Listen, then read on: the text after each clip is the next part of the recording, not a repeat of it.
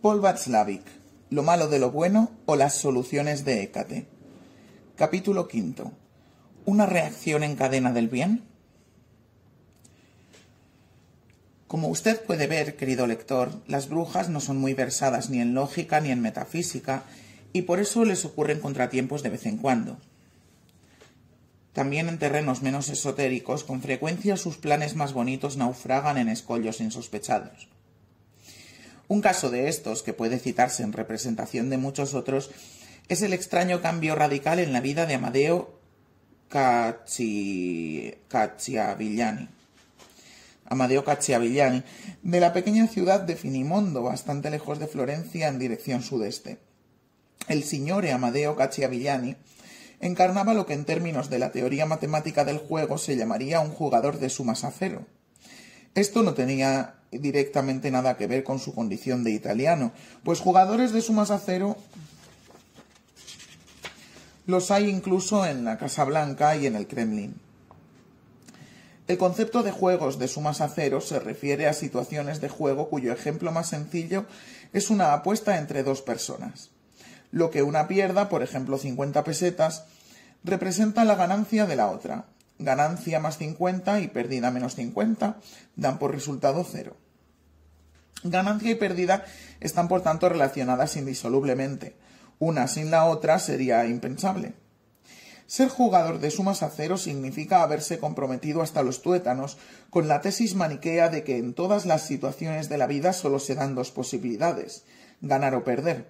No existe una tercera posibilidad. Esta filosofía se enseña desde tiempos inmemoriales en academias militares y otras instituciones parecidas, si bien habría que puntualizar en honor a la verdad que incluso allí se hicieron excepciones hasta hace unos 200 años, como por ejemplo que la palabra de honor del general enemigo se tenía por absolutamente digna de crédito. Entretanto, ya nos hemos librado de ideas supersticiosas como esta. Hécate se dedicó celosamente y de las formas más variadas a programar a los jóvenes para hacer de ellos jugadores de sumas a cero. Ya hemos mencionado brevemente el caso inestimable de los militares. También merecen un recuerdo elogioso los entrenadores deportivos con su insistencia en la importancia suprema del ganar. Y con esto también del actuar rápido, que de nuevo no conviene que esté afectado por la palidez del pensamiento y en la vergüenza del perder. No hace falta que mencionemos especialmente el efecto ennoblecedor de los medios de comunicación completamente orientados hacia todo lo que signifique victoria. Todo esto concurría en Cacciavillani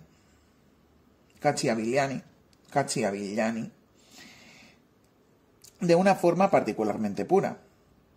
Vivía para ganar en todos, absolutamente todos los sentidos, y por esto en un miedo constante de perder. Con esto su filosofía era simple pero incómoda, pues tener que vivir de continuo con un ojo avizor puede crispar los nervios de los más valientes. Basta que mencionemos de paso que a causa de este miedo permanente era propenso a alegrarse con los infortunios de los demás. Además, hay que añadir algo que le obcecaba. Su postura constante de ataque y defensa producía con frecuencia situaciones contra las que creía tener que escudarse y a su vez le demostraba que era correcta su idea de la vida como lucha tenaz. No se puede vivir en paz si esto no le gusta a su vecino malvado.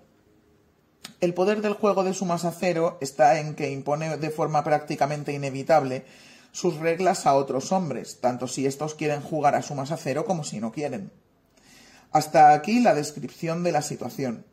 Hace aproximadamente 1 año y medio, en una mañana gris de invierno, el signore Cacciavillani aparcó su coche en una calle lateral bastante lejos de su oficina. Después de haber caminado a pie unos 200 metros, oyó unos pasos rápidos que le seguían y luego la voz de un desconocido. «Usted ha dejado encendidas las luces de su coche». Y acto seguido el desconocido dio media vuelta y desapareció.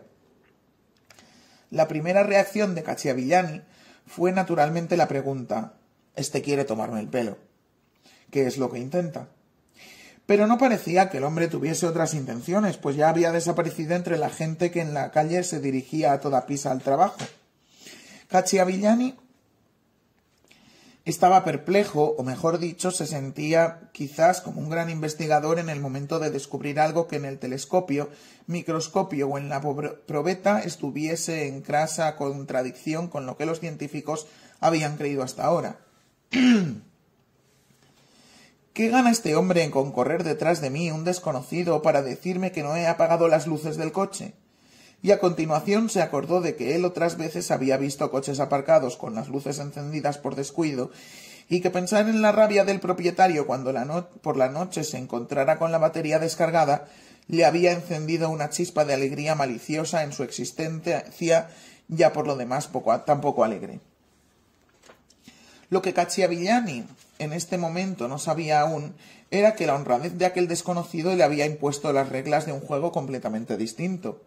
Cuando se dirigió pensativo al coche para apagar las luces, experimentó un sentimiento confuso de obligación hacia otros hombres que se encontraran en una situación semejante.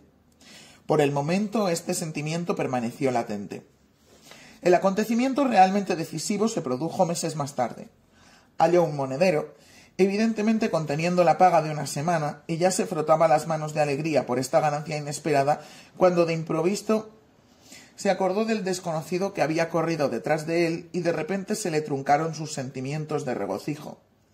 Se quedó parado mirando en el dinero la carta de identidad del propietario y un par de fotos tronadas, y he aquí que lo recogió todo, subió a su coche y se dirigió al otro extremo de Finimondo. El propietario del monedero vivía en una casa miserable, solo, y de momento creía tener visiones y no confiaba en su fortuna, cuando Cacciavillani le entregó el monedero, le explicó dónde lo había encontrado, y por añadidura tuvo el gusto de renunciar a la gratificación que el otro, sin gran entusiasmo, le quería pagar. Se dio la coincidencia de que el propietario de aquel monedero era el mismo un jugador de sumas a cero. «Fantástico», se dijo a sí mismo cuando Cacciavillani se hubo ido. «Nunca hubiese pensado recuperar mi monedero en un par de horas, pero dicho con franqueza, uno tiene que ser tonto de remate para devolver el dinero encontrado».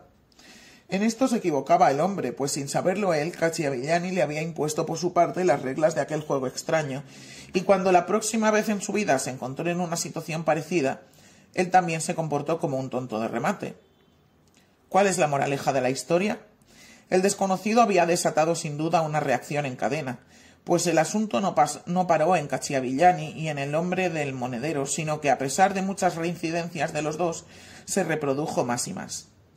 Amadeo Cacciavillani llegó hasta el punto de encontrar divertida esta forma de ganar y el poder que da sobre los otros. Solo las brujas se irritaron.